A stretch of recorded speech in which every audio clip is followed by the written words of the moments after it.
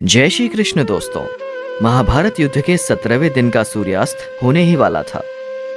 अर्जुन के हाथों बाण लगने से जब कर्ण मौत के निकट था तब वो बेहद पीड़ा से गुजर रहा था। कर्ण के मन में ढेरों सवाल थे जिनका वो जवाब चाहता था। अपने प्रश्नों का उत्तर पाने के लिए कर्ण ने भगवान श्री कृष्ण को याद किया। कर्ण के निवेदन पर भगवान श्री कृष्ण कर्ण के पास गए। कृष्ण के समीप आते ही कर्ण ने कहा, प्रणाम वासुदेव, अच्छा किया आप आ गए। मेरे मन में कुछ प्रश्न है जिनका उत्तर आपसे मैं चाहता हूं। भगवान श्री कृष्ण करुणा भरे स्वर में बोले, हे मेरे प्रिय भ्राता कर्ण, आपको इस हालत में देखकर मेरा मन विचलित हो रहा है। बहुत पीड़ा हो रही होगी ना मित्र। भगवान कृष्ण की बातें सुनकर कर्ण मुस्कुरा दिए। भगवान कृष्ण ने कहा, पूछो राधे, क्या पूछना चाहते हो? कर्ण ने भगवान से कहा, मेरे दुर्भाग्य की सीमाओं को क्या माप सकते हैं वासुदेव? मैं सूर्य पुत्र राधे कर्ण के नाम से जाना जाता हूँ।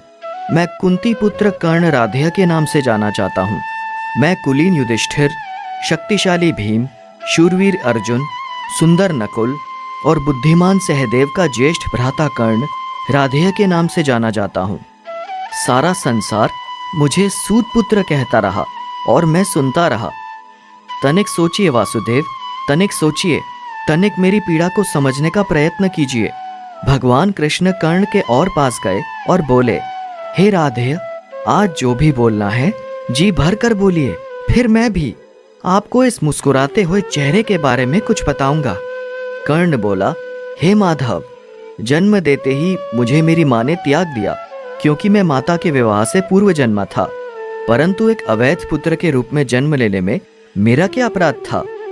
गुरु द्रोणाचार्य ने मुझे शिक्षा देने से मना कर दिया क्योंकि मैं एक सूत पुत्र था। क्षत्रिय होते हुए भी मैं क्षत्रिय नहीं था। जीवन भर मैं इस बोझ को ढोता रहा, परंतु इसमें मेरा क्या अपराध था? भगवान परशुराम ने मुझे उपहार स्वरूप शिक्षा दी, परंतु अभिशाप स्वरूप श्राप भी दिया कि जिस वक्त इस विद्या की मुझे सबसे अधिक आवश्यकता होगी उस वक्त मैं उस विद्या को भूल जाऊंगा। अब बोलो केशव, इसमें मेरा क्या दोष था?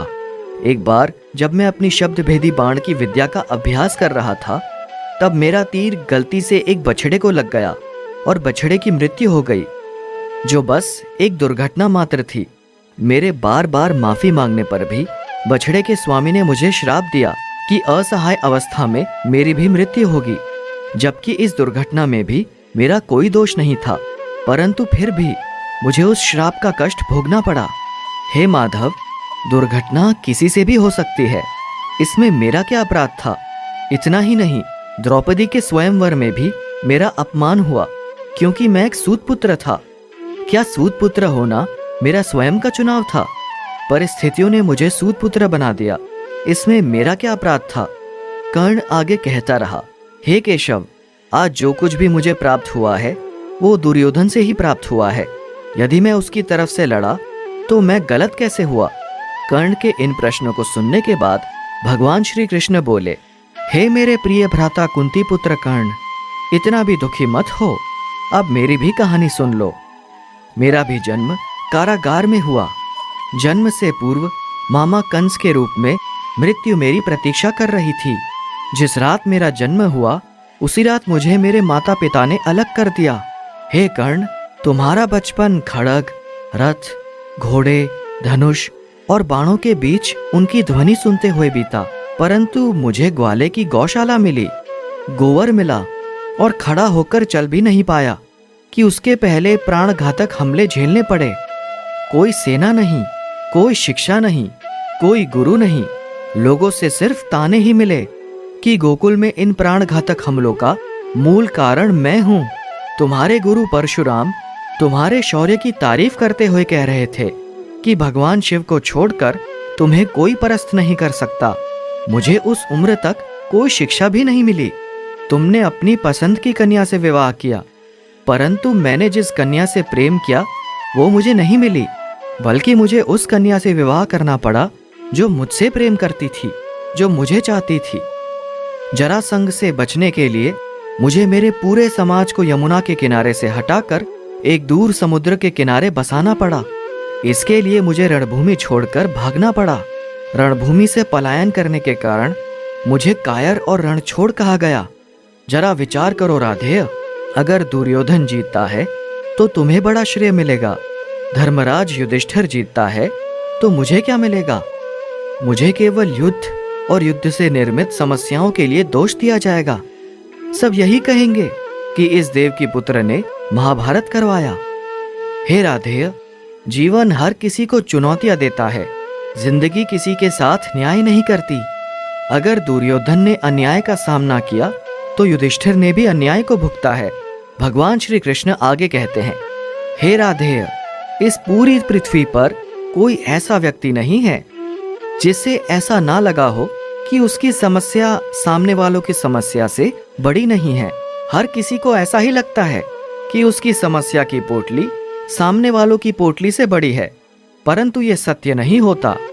हर किसी की समस्या अपने अपने स्थान पर बड़ी ही होती है, लेकिन इसका मतलब ये नहीं कि तुम गलत मार्ग पर चलकर अपनी समस्याओं का समाधान ढूंढने लगो, क्योंकि हमारी प्रकृति किसी को भी अधर्म के मार्ग पर चलने की अनुमति नहीं देती। और अगर कोई अपनी समस्याओं का समाधान पाने के लिए अधर्म के मार्ग पर चलेगा तो उसका हश्र तुम्हारे जैसा ही होगा। कर्ण अपने जीवन से बहुत दुखी था। उसे लगता था कि उसका जीवन बेहद ही अधिक कष्टों से बीता है, परंतु जब भगवान श्री कृष्ण ने अपने जीवन की तुलना कर्ण के जीवन से की, तब कर्ण को समझ आया कि कृष्ण की समस्याओं के सामने मेरी समस्या कुछ भी नहीं है। अंत समय में कर्ण भगवान श्री कृष्ण का ज्ञान सुनकर बेहद तृप्त महसूस कर रहा था और शांत मन से कर्ण ने अपने प्राणों को त्याग दिया। इस कहानी से यही सीख मिलती है कि हर इंसान यही सोचता है कि उसकी समस्या सबसे बड़ी है। वो बहुत ही समस्याओं से घिरा हुआ है, उसकी किस्मत खराब है। लेकिन हम दूसरों की समस्याओं को देखें, उन्हें ध्यान से सुने तो हमें हमारी समस्या बहुत छोटी लगने लगेंगी। अक्सर हम छोटी छोटी समस्याओं को लेकर अपने जीवन और अपनी किस्मत को कोसते रहते हैं, जिसमें ज्यादातर समस्या ऐसी होती है जिन्हें हम थोड़ी सी मेहनत और सूझबूझ से समाप्त कर सकते हैं, लेकिन हम उसके लिए भी दूसरों को शिकायत करते रहते हैं। अगर किसी इंसान का वजन ज्यादा है तो वो उसके लिए समस्या है, अगर किसी का वजन कम है तो वो उसके लिए समस्या है, अगर कोई बेरोजगार है तो समस्या है, और किसी के पास नौकरी है तो वो नौकरी से मिलने वाला कठिन काम उसके लिए समस्या है। और ऐसा इसलिए है, जो हमारे पास है हम उसे स्वीकार नहीं करते। हम नकारात्मक दृष्टिकोण से देखते हैं और उसमें भी कमी निकालते रहते हैं और दुखी होते रहते हैं। इस दुनिया में ऐसा कोई इंसान नहीं जिसके जीवन में समस्या नहीं, और ऐसा कोई भी दिन नहीं आने वाला जिस दिन हमारी जीवन से सारी समस्याएं और कमियां समाप्त हो जाएंगी। समस्या तो आखिरी सांस तक हमारे साथ रहने वाली है। इसलिए आपको अपनी समस्या को नकारात्मक नहीं बल्कि सकारात्मक दृष्टि से देखना चाहिए और उसका समाधान करना चाहिए। समस्या का सामना करने का एकमात्र नियम है कि हमें उस समस्या को स्वीकार करना पड़ेगा और फिर उसके समाधान के लिए उचित कदम उठाना ही पड़ेगा, क्योंकि समस्या से बचने का यही एकमात्र तरीका है कि उसका समाधान कर दो। दोस्तों, हम उम्मीद करते हैं ये वीडियो आपको अच्छा लगा होगा। धन्यवाद।